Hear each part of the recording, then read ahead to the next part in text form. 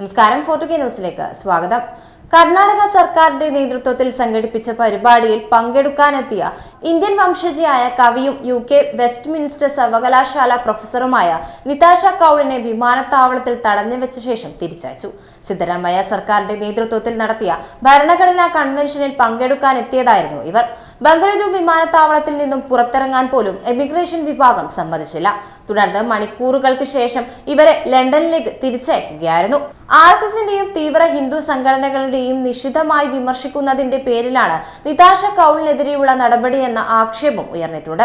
സാമൂഹിക ക്ഷേമ വകുപ്പ് ബംഗളൂരുവിൽ സംഘടിപ്പിച്ച ഭരണഘടനാ ദേശീയ ഐക്യ കൺവെൻഷനിൽ ജനാധിപത്യ മൂല്യങ്ങളെക്കുറിച്ച് പ്രസംഗിക്കാൻ എത്തിയതായിരുന്നു അവർ.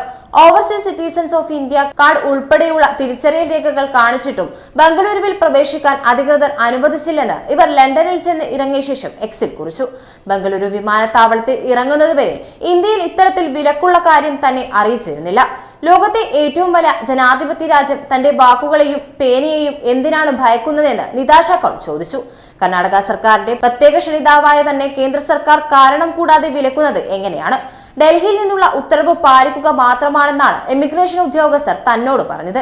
ലണ്ടനിൽ നിന്ന് 12 മണിക്കൂർ യാത്ര ചെയ്തു വന്ന തന്നെ കിടക്കാൻ തലയിണയോ കുടിക്കാൻ വെള്ളമോ നൽകാതെ മണിക്കൂറുകളോളം തടഞ്ഞുവെച്ചു. ലണ്ടനിലേക്ക് മടക്ക വിമാനത്തിനായി 24 മണിക്കൂർ പിന്നെയും വിമാനത്താവളത്തിൽ കാത്തിരിക്കേണ്ടി വന്നതായും ഇവർ ആരോപിച്ചു. ഏതായാലും കേന്ദ്ര സർക്കാരിന്റെ ഈ നീക്കത്തിൽ കനത്ത പ്രതിഷേധമാണ് ഇപ്പോൾ ഉയർന്നു വന്നിട്ടുള്ളത്.